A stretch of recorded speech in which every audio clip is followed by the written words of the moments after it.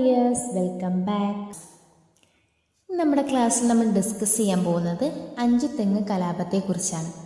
അപ്പോൾ നമുക്കതിനെക്കുറിച്ച് നോക്കാം. എന്നാണ് അഞ്ചുതെങ്ങ് കലാപം നടന്നത്?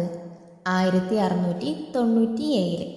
അഞ്ചുതെങ്ങ് കലാപം നടന്ന വർഷം 1697. എവിടെയാണ് അഞ്ചുതെങ്ങ് സ്ഥിതി ചെയ്യുന്നത്? തിരുവനന്തപുരം.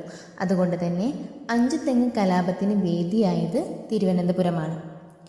ബ്രിട്ടീഷുകാർക്കെതിരെ ഇന്ത്യയിൽ നടന്ന ആദ്യത്തെ കലാപമാണ് അഞ്ചുതെങ്ങ് കലാപം. എന്താണ്? ബ്രിട്ടീഷുകാർക്കെതിരെ ഇന്ത്യയിൽ നടന്ന ആദ്യത്തെ കലാപമാണ് അഞ്ചുതെങ്ങ് കലാപം. ബ്രിട്ടീഷ് ഈസ്റ്റ് ഇന്ത്യ കമ്പനിക്ക് വേണാട്ടിലുണ്ടായിരുന്ന ഏറ്റവും പ്രധാനപ്പെട്ട പണ്ടകശാലയാണ് അഞ്ചുതെങ്ങ് എന്ന് പറയുന്നത്. എന്താണ് അഞ്ചുതെങ്ങ് എന്ന് പറയുന്നത്? ബ്രിട്ടീഷ് ഈസ്റ്റ് ഇന്ത്യ കമ്പനിക്ക് വേണാട്ടിലുണ്ടായിരുന്ന ഏറ്റവും പ്രധാനപ്പെട്ട പണ്ടകശാല. ഇതെവിടെയാണുള്ളത്? തിരുവനന്തപുരത്താണ്. ഈ അഞ്ചുതെങ്ങ് കലാപത്തിന് കാരണമായത് കുരുമുളകിൻ്റെ വ്യാപാര കുത്തക ബ്രിട്ടീഷുകാർ സ്വന്തമാക്കിയതാണ്.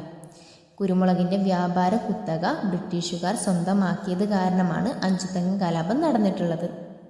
അഞ്ചുതെങ്ങ് കോട്ട പണിതത് എന്നാണ്? 1965 അഞ്ചുതെങ്ങ് കോട്ട പണിതത്. ഈ കോട്ട പണിയുന്നതിന് വേണ്ടിയിട്ട് അനുമതി നൽകിയിട്ടുള്ളത് 1960 ആറ്റിങ്ങൽ റാണിയാണ്. അപ്പോൾ ആരാണ് ഈ കോട്ട പണിയുന്നതിന് വേണ്ടിയിട്ട് അനുമതി നൽകിയത്? ആറ്റിങ്ങൽ റാണി, അതായത് ഉമയമ്മ റാണിയാണ്.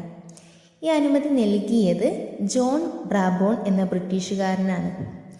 അപ്പോൾ അഞ്ചുതെങ്ങ് കോട്ട പണിതത് എന്നാണ്? 1965. ഈ കോട്ട പണിയുന്നതിന് വേണ്ടിയിട്ട് അനുമതി നൽകിയത് ആറ്റിങ്ങൽ റാണിയും അനുമതി നേടിയെടുത്തത് ബ്രിട്ടീഷുകാരനായ ജോൺ ബ്രാബോണുമാണ്. കണ്ടകശാല തുറന്ന് പ്രവർത്തിക്കുന്നതിന് വേണ്ടിയിട്ട് അനുമതി ലഭിച്ച വർഷം 1684. അതുപ്രകാരം തുറന്നത് 1690. അപ്പോൾ നമ്മളിതിൽ കുറച്ച് വർഷങ്ങളൊക്കെ പറഞ്ഞ് നമുക്ക് വർഷങ്ങൾ മാത്രമായിട്ടൊന്ന് നോക്കാം. എന്നാണ് അഞ്ചുതെങ്ങ് കലാപം നടന്നത്? 1697. എന്നാണ് അഞ്ചുതെങ്ങ് കോട്ട പണിയുന്നതിന് വേണ്ടിയിട്ട് അനുമതി ലഭിച്ചത്? 1960. അത് പ്രകാരം 1965 അഞ്ചുതെങ്ങ് കോട്ട പണിതു. തുറക്കുന്നതിന് വേണ്ടിയിട്ട് അനുമതി ലഭിച്ചത് 1684 തുറന്ന് പ്രവർത്തിച്ചത് 1690. ഇത്രയും കാര്യങ്ങളാണ് അഞ്ചുതെങ്ങ് കലാപത്തെക്കുറിച്ച് നമുക്ക് ഇമ്പോർട്ടൻ്റ് ആയിട്ട് നോക്കാനുള്ളത്. അപ്പോൾ ഞാൻ കുറച്ച് ക്വസ്റ്റ്യൻസ് ചോദിക്കാം, അതിനുള്ള ആൻസർ നിങ്ങൾ തന്നെ ഒന്ന് പറഞ്ഞു നോക്കുക.